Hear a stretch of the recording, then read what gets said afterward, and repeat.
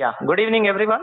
Yeah, myself, Dr. Praneeth from Hyderabad. I'm an ENT consultant, and today, from the Aim for PG platform, I would like to discuss about the topic Meniere's disease. So straight away, we'll go into the Meniere's disease. A lot of time has been already lost. So before going into the topic, I would request all the students not to take any notes right now. A separate notes will be given after the class. Just concentrate on the class for the next 20 minutes. And after that, you will be getting a soft copy of the notes after that class. So don't concentrate on taking the notes. Concentrate on the class, right? So coming to the Meniere's disease. So here, this Meniere's disease is mainly, it is a pathology of the inner ear. So if you see the inner ear, you have got a outer bony part and the inner membranous part. So in the inner membranous part, you have got endolymph inside, right? And in the bony labyrinth, you have got perilymph outside. You all know the endolymph is rich in potassium and perilymph is rich in sodium. This is the one of the important MCQ being repeatedly asked. So endolymph being rich in potassium and the perilymph being rich in sodium, there will be a difference of potassium endolymphatic potential between these two that will be responsible for the nerve impulse generation. So leave it. Can you please zoom this? Yes. Zoom, sir, please. Zoom, I'm sharing the screen, no? Yes, sir. Please zoom, sir. Zoom out. It's almost full screen. Can you see the cursor? Can you see the cursor on the screen? Yes, sir. It's okay. You can continue, sir. Yeah. Okay. Fine. So in the membranous labyrinth, in Meniere's disease, what happens? There will be increased amount of the endolymph. So the increased amount of the endolymph will cause the distension of the membranous labyrinth. See, if you see this is the normal ear and this is the Meniere's disease ear. So you can see the distension of the endolymphatic sac inside.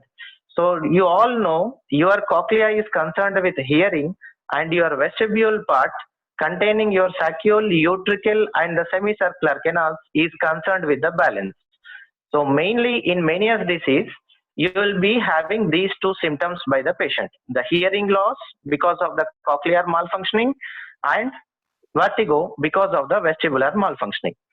You can also see there is an endolymph overproduction inside the membranous labyrinth. So the endolymph is causing a bulge over here. That's why this condition is also called as endolymphatic hydrops. Hydrops means any swelling that is caused due to a fluid.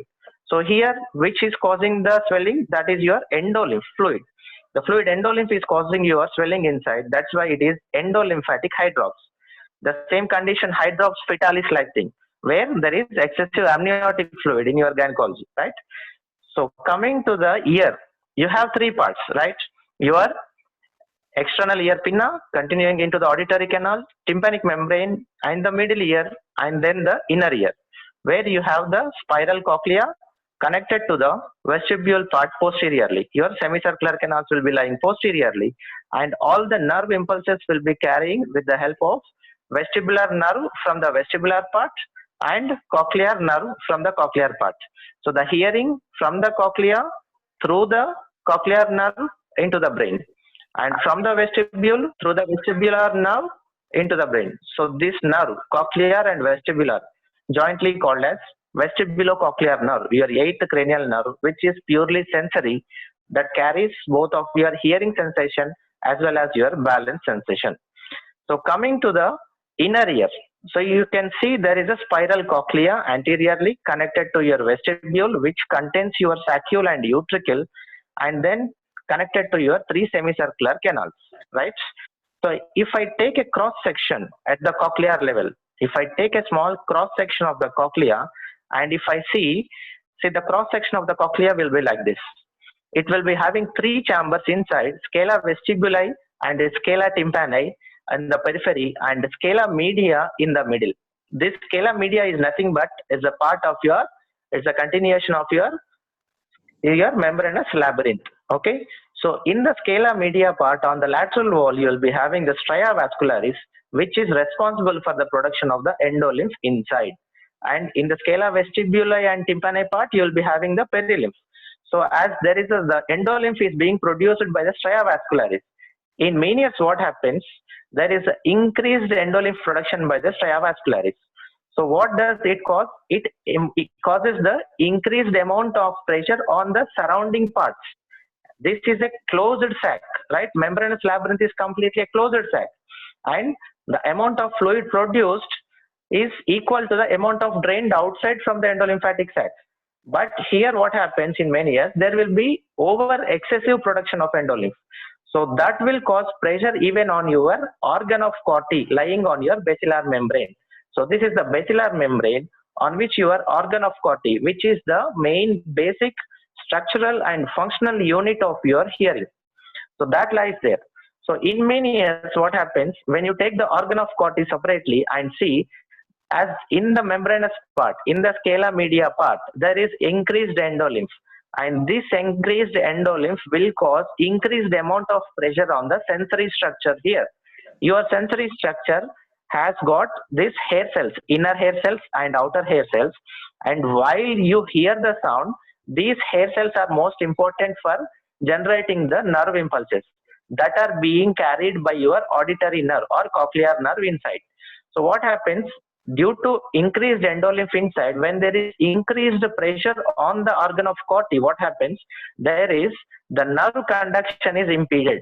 So the nerve conduction, as the sensory structures are getting affected and the neural structures are unable to conduct the impulses, this kind of hearing loss is called as sensory neural kind of hearing loss. There is a difference. Another type of hearing loss is conductive hearing loss. That will be seen in case of any pathologies in the external ear as well as middle ear, right? But coming to the inner ear as well as your retrocochlear lesions like acoustic neuroma, you can see the sensory neural type of pattern. Here the pathology will be in the sensory structures as well as the neural structures, right? So hope you understood this sensory neural hearing loss reason in case of Meniere's. And as you see in the inner ear, apart from your cochlea, there is another structure that is maintaining your balance, responsible for your balance. That is your vestibule part. Having a in the inside of the vestibule, you will be having the saccule and a utricle. And apart from that, you will be having 3 semicircular canals, right? So in the saccule and in the utricle, you will be having the sensory structures called maculae, right? What these maculae are responsible for? These are responsible for linear acceleration. Again, this is an important MCQ. Maculae in the saccule and utricle are responsible for linear acceleration. And again, in that, your saccule is arranged vertically. That is responsible for vertical movements. Vertical linear movements are censored by the saccule. Like example, you are going in a lift up, up, down. That movement, that kind of movement is censored by your saccule. And just a minute. And you have the utricle, which has horizontally arranged maculae. When you are going in a vehicle forward or backward, that kind of linear movement will be detected by your utricle. And your semicircular canals will detect the angular acceleration. So when there is increased amount of endolymph inside, what happens? Not only your organ of Corti is being compressed, also your maculae as well as cristae in the semicircular canals are also getting compressed due to the increased amount of pressure inside. So due to that increased amount of pressure, they also cannot conduct impulses properly, causing a vertigo to the patient, because their normal function is maintaining the balance. When they get diseased, they cannot conduct proper impulses. That causes vertigo in a Meniere's patient. And this is your endolymphatic sac. All the fluid produced in the stria vascularis in the cochlea is circulated in the entire membranous labyrinth, and that is drained out through the endolymphatic duct and then into the endolymphatic sac and then into the surrounding, right? So the amount of endolymph produced here is equally maintained, is equal to the amount of endolymph released here. So that should be maintained equal. Any imbalance, either excessive production here or decreased absorption here. So anything can cause inside increased amount of endolymph and can give rise to all these symptoms. So this anatomical diagram was given in the JIPMER last year, and it was asked what is this structure to identify. It was asked to identify this structure, that is your endolymphatic sac, right? And coming to the actual Meniere's pathogenesis, see here you have got your membranous labyrinth and surrounding your bony labyrinth, perilymph surrounding, endolymph inside and perilymph surrounding. Normally, they should be maintained separately for this endolymphatic potential to be maintained. They should lie separate. They should not mix with each other. But due to increased amount of pressure inside, increased amount of endolymph inside, this membrane ruptures at some part of the time. Sometimes at some part where there is least tension, this membrane will get ruptured. So what happens when gradually, when there is increasing amount of endolymph inside, so there is gradually increasing amount of pressure over your sensory organs. So what happens, there will be gradually increasing amount of hearing loss, right? So at a certain point of time, this ruptures suddenly, this endolymph will get mixed with the perilymph. So what happens at this time, the patient will be having a sudden vertigo attack, and also a high amount of hearing loss will be there. And then, so gradually what happens next, the membranes will slowly heal, and again the normality will be restored. They will become again normal. So once they are becoming the normal, once the membranes are restored, healing happens. What happens is that again there is now no pressure. So there is no pressure on your sensory organs. So there are no complaints by the patient, no hearing loss right now. But again, as there is a excessive production of endolymph, the tendency to produce excessive endolymph. So what happens? Again, the endolymph will keep on increasing. Again, there will be a increased amount of pressure. Again, rupture happens, and again there will be a mixing of the endolymph and perilymph, and again a sudden vertigo attack. So some patients will be complaining that they will be having sudden vertigo attacks. So this is the reason for that. And also see the hearing loss, as there is increasing amount of endolymph gradually inside, there is increasing amount of hearing loss complained by the patient. When this rupture occurs, maximum loss of hearing. And again, when the healing occurs, again the hearing loss has gone. Now it is becoming normal. So this kind of increasing and decreasing, this kind of hearing loss is called a fluctuating type of sensorineural type of hearing loss. This fluctuating sensorineural hearing loss is typically seen in case of Meniere's disease, right? So coming to the symptoms, as we know already, the patient will be having a vertigo and a fluctuating sensorineural hearing loss and tinnitus and oral fullness. So remember, someone is writing over the screen. Kindly don't write anything over the screen. I can see some marks coming over the screen. I request who is doing that, kindly do that. Kindly don't do that writing over the screen. Yeah. So coming back to Meniere's, the symptoms which you can see in case of Meniere's are vertigo first, and then oral fullness, and then sensorineural type of hearing loss, and then tinnitus. So it will be vertigo first. The most important point here you should remember is the vertigo will be coming first to the patient, followed by hearing loss next. And this is most commonly seen in males around 35 to 60 years of age. It is seen mostly unilateral, and some people will be having familial inheritance. The COG gene on chromosome 14 is responsible for that. And most of the times Meniere's disease is idiopathic. You don't know the exact reason. But if you know the exact reason, sometimes the patient may be having some associated autoimmune diseases, SLE, rheumatoid arthritis, like things. In such cases, if there is Meniere's, then that can be due to this autoimmune pathology. In such cases where you know the cause, like autoimmune disease or viral infection or hypothyroidism, that causes that condition, you can call it as Meniere's syndrome. If it is idiopathic, it is Meniere's disease. If the cause is known, then it is Meniere's syndrome. And these symptoms are very important. Remember the sequence, and the mnemonic you can remember simple commonly used English word VAST, so that you can remember. vertigo, oral fullness, sensorineural hearing loss, and tinnitus. And coming to the Tullio phenomena. What is Tullio's phenomena? It means that is sound-induced vertigo. Tullio phenomena means it is a sound-induced vertigo. So normally when you hear the sound, you should be able to perceive the sound. You should not get vertigo. But in case of Meniere's disease, what is happening? The patient is getting vertigo whenever he hears the loud sounds. So why this is happening means, normally whenever the sound waves enter your ear, they strike the tympanic membrane, and these vibrations are carried by the ossicles into the inner ear. These vibrations will be transmitted into the inner ear fluids. Those fluids will vibrate, and those vibrations will cause auditory conduction into the brain.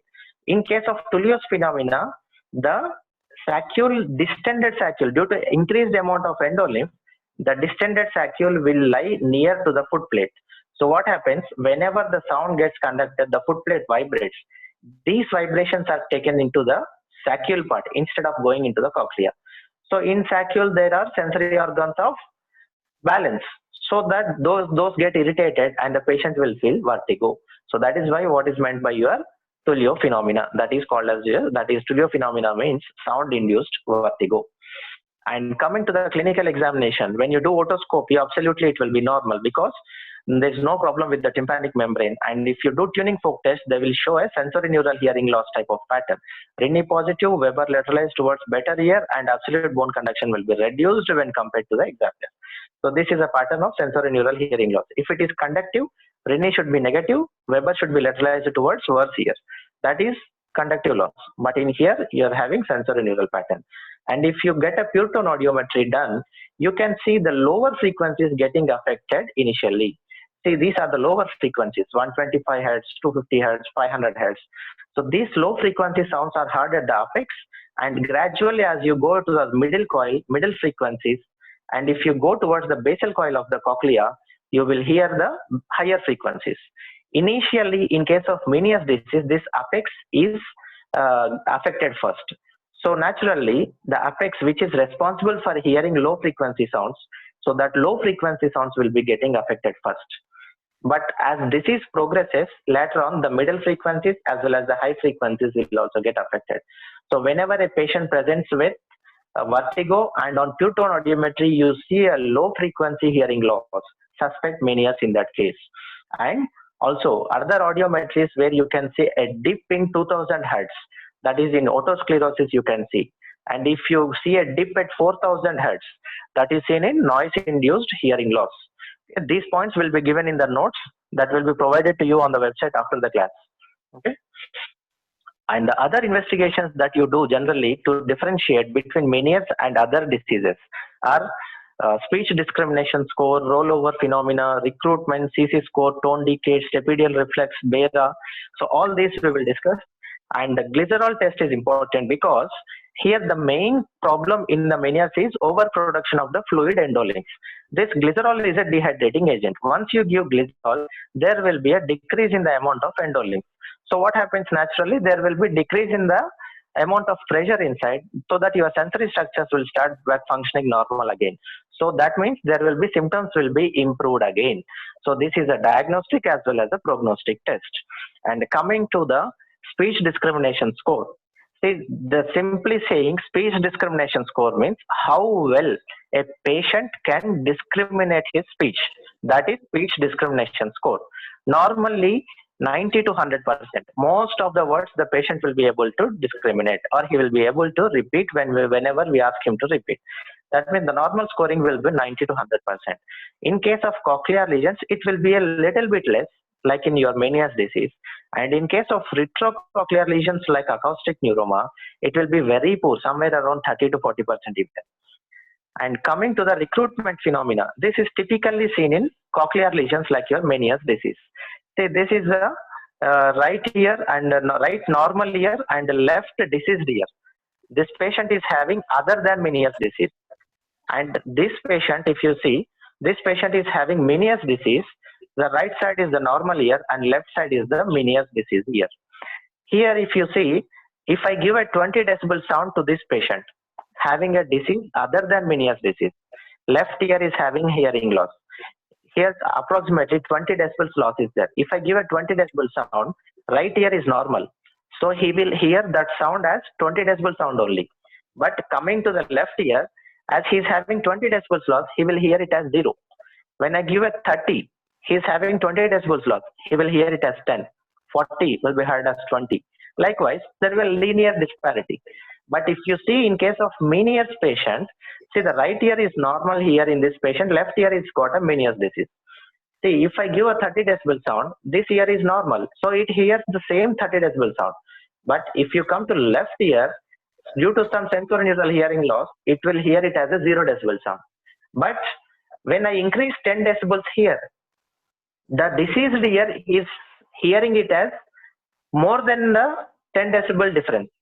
In the normal ear, there is a 10 decibel difference sound is given. I increased the sound by 10 decibels and given as 40 decibels. The normal ear is hearing it as 40 only. We expect if there is 30 decibels loss according to this loss, we expect the patient to hear this sound as 10 decibels, but see some gain is there. So Hello, this, sir. yes. Hello, sir. Sorry to interrupt. Yeah. Actually, I want to announce something. This session may end after 1. Yeah. Yes, sir. Done it. Start. Yes, sir. Now you Yeah. can zoom and start. Yeah, sorry for the short outage, dear students. So we are discussing about recruitment phenomena, right? So this recruitment phenomena is exclusively seen in the cases of Meniere's disease, in patients of Meniere's disease. Here we were comparing between two patients who were having hearing loss. This patient is having left-sided hearing loss, but it is of some other pathology. Here we are having a Meniere's disease patient on left side. So we'll see both patients right side ear is normal. So in this other diseased patient, other than Meniere's disease patient, he's having some 20 decibels of hearing loss on the left side. So whenever we give a 20 decibel sound, it is being heard as 20 on right side as it is normal. But the abnormal side, the left side being having 20 decibels loss, he is hearing it as 0. Likewise, 30 will be heard as 10, 40 will be heard as 20 here. But in case of Meniere's disease, if you take the 30 is being heard as 0. So we will expect the same thing as 40 will be heard as 10. But what's happening here, some extra gain is being getting by the Meniere's disease patient in case of cochlear lesion. This phenomena, this unusual attainment, recruitment of the hearing is called as recruitment phenomena, right? So you can see if the frequency, if the intensity is increased, still the patient is getting different frequency, different intensity sounds. Likewise, so if you compare it, see, it's not uniform loss is there.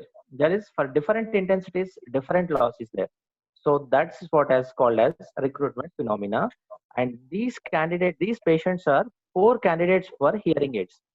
So if you see for hearing aid, the parts of the hearing aid, the most important parts of a hearing aid are the microphone for receiving the sound signal and the amplifier which amplifies the signals, and then it sends these amplified signals into the receiver. So from there, the sounds will be emitted into your ear, right? So what happens in this patient, other than Meniere's disease, if I give a hearing aid to the left ear with the amplification of 20 decibels, so what happens? This 20 decibel sound will be heard as, normally he was hearing it as 0.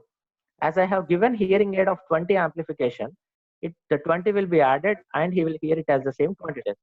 So no problem. Likewise, the 30 will be heard as 30, right? Similar. But when you come to the Meniere's disease patient, for example, in case of this patient, the left ear is having a Meniere's disease, right?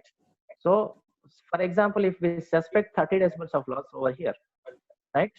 So, depending on that, I give a hearing aid with a 30 decibels amplification.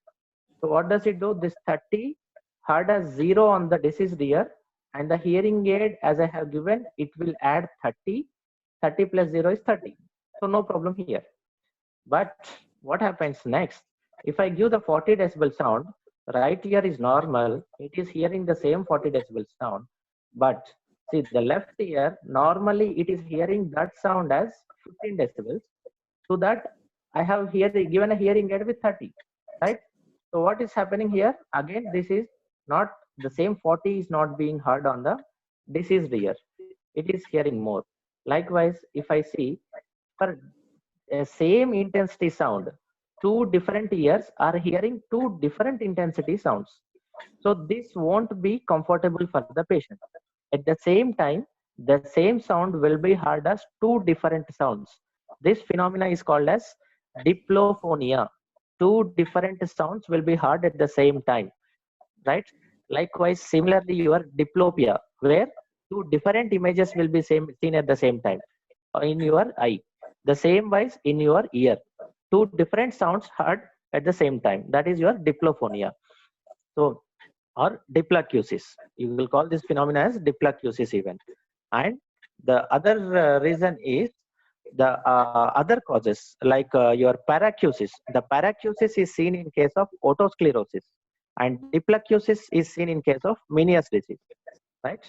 So on the whole, the recruitment is seen in, this may be the MCQ asked very frequently. This MCQ is being asked. This is typically seen in case of cochlear lesions like Meniere's disease, right? And coming to the CC test, that is short increment sensitivity, the name itself says short increments. I increase the sound every 5 seconds. I increase the sound by only 1 decibel intensity to the patient. The patient normally, like you and me, the normal person will not be able to differentiate this small increase in the intensity. 1 decibel, very small increase in the intensity. We cannot differentiate. But a patient with Meniere's disease will differentiate these small increments. So that CC score, so this CC score is very high in case of cochlear lesions, right? Just a minute. And so coming to the finalist, so we can see the recruitment and CC score can be seen in case of cochlear lesions. The CC score is very high in case of cochlear lesions. Recruitment phenomena seen in cochlear lesions. But your rollover phenomena is seen in retrocochlear lesions.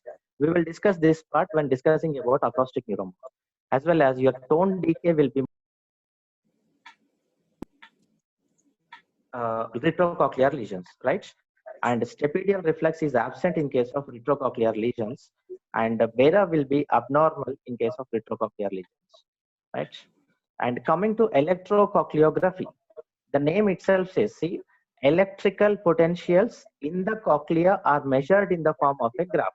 That is your electrocochleography. Normally what we do, we put an electrode directly over the cochlea. Piercing through the tympanic membrane, we put the tip of the electrode on the cochlea. And see, you can see the electrode being kept inside the ear onto the cochlea.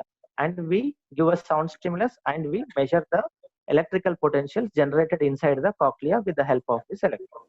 So normally you get summating potentials and action potentials in this, as well as you will also get cochlear microphonics also. But at this level, it is not important. So if you take the ratio of these summating and action potentials, it will be normally less than 30%. But if it is more than 30%, that will suggest you it is a case of Meniere's disease. And coming to the other variants of Meniere's disease, there's a vestibular hydrops. That means only vestibular complaints, only vertigo will be presented by the patient. There will be no hearing loss. And coming to the other variant, cochlear hydrops, here only hearing loss is seen. That is only cochlear symptoms are seen, not the vestibular symptoms. And drop attacks, Tumarkin's otolithic crisis, you call it as. This is typically seen in case of Meniere's disease. Otolithic crisis. So what is happening? Drop attack when the patient suddenly falls down. Why? Because this otoliths, the increasing pressure on the otoliths will cause this. What are these otoliths? These are the calcium carbonate crystals present in the macula, right? In the your saccule and utricle are called as otolith organs because of this presence of otoliths. This question is also asked previously. Otoconia are made up of calcium carbonate, right? Remember that. And this Lermois syndrome is also asked recently. It's simply put, Lermois syndrome is nothing but the reverse order of the Meniere's symptoms occur. We all know there's a mnemonic I have given, the VAST. First vertigo occurs, followed by sensorineural hearing loss. But in case of Lermois syndrome, here the first sensorineural hearing loss occurs, and then after appears the vertigo. So that is your Lermois syndrome, right? So coming to the treatment part of the Meniere's disease, the medical management, You give vestibular sedatives for a short period to alleviate the symptomatic, immediate symptomatic relief to the patient. A short course of vestibular sedatives can be given. So in that time, you can send the patient for investigations like prochlorperazine, commonly famous as Temetil. So you can give that. Vasodilators like beta-histine. This will improve the blood flow to the cochlea. So prohistaminic, H1 receptors agonist. And diuretics like hydrochlorothiazide, furosemide can be given, which will decrease the water content. And that will, as the endolymph content decreases, the patient's symptoms can improve. And also even you can ask the patient to take a low salt diet as well as a caffeine free diet, right?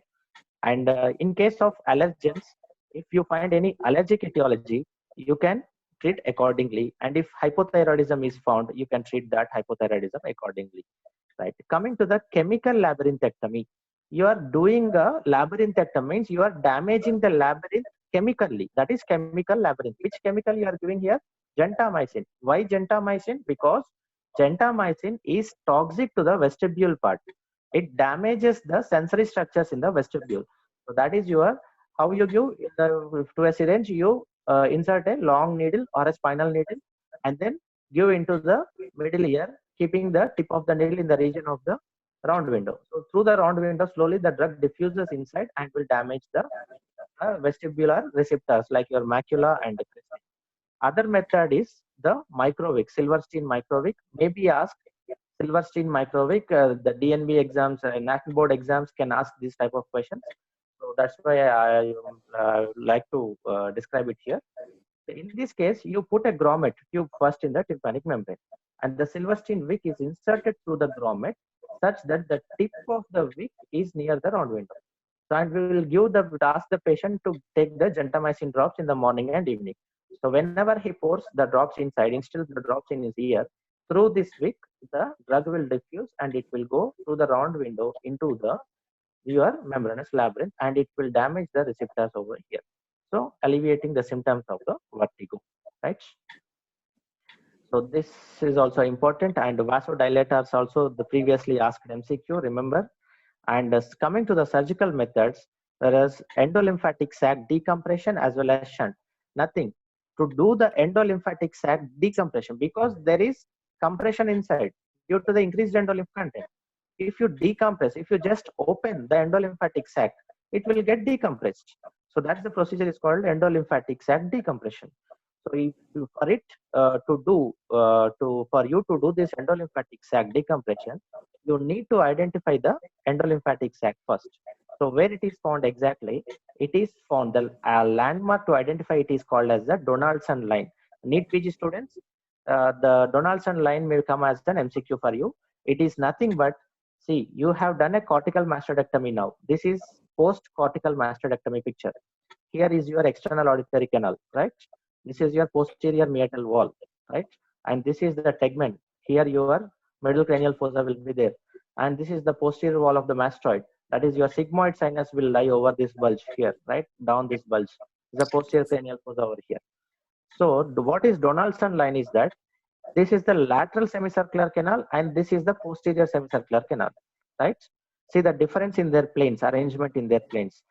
See, if you draw a line in the plane of the lateral semicircular canal, it will bisect the posterior semicircular canal into two halves. And still, if you extend this line posteriorly, below this line, you can identify the endolymphatic sac over in this region. And drill over the bone over this region and identify the sac. Just open it up. That will be the endolymphatic sac decompression. If you want to put a small tube connecting into the mastoid, then it will be an endolymphatic shunt procedure, right? And coming to the fixed sacculotomy, here nothing, you just put a small needle through the foot plate into the saccule part.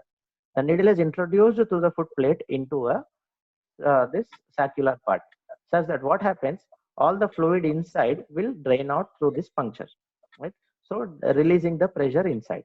So that is your fixed sacculotomy as well as Cody-Stack procedure, as well as you can also do section of vestibular nerve.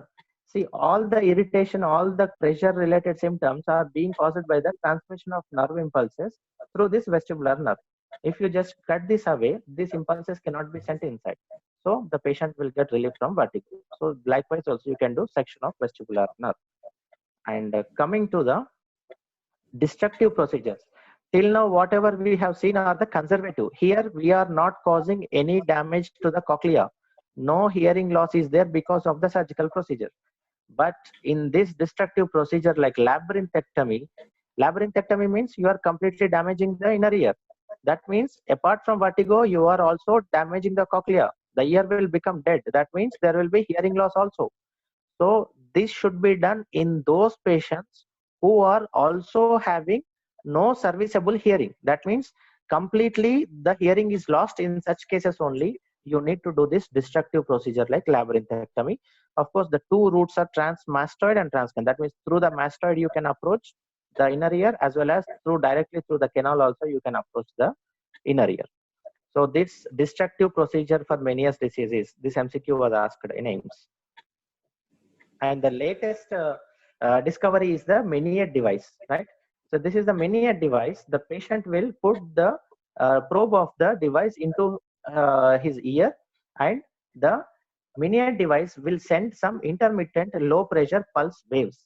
So it sends intermittently, remember, intermittently, and low pressure pulse waves will be sent inside. So once these waves are sent inside, already you will be putting up a grommet on the tympanic membrane. You can see a grommet over the tympanic membrane.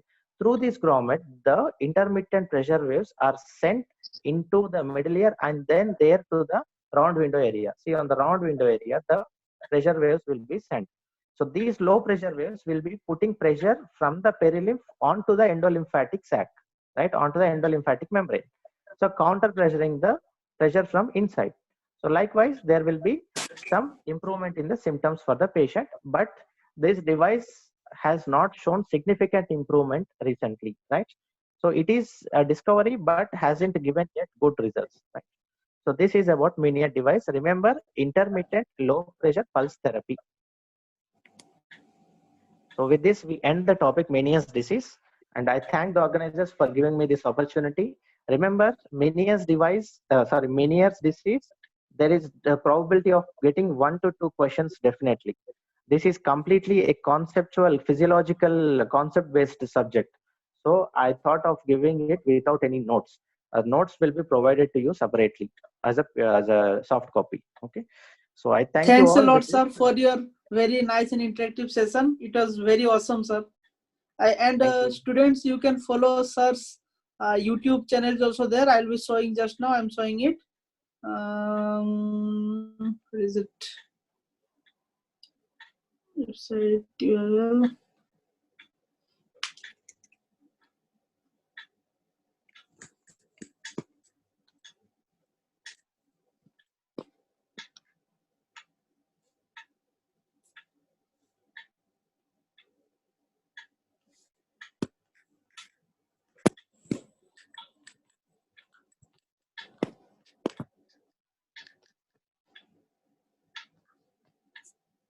And you can go I can and stop I can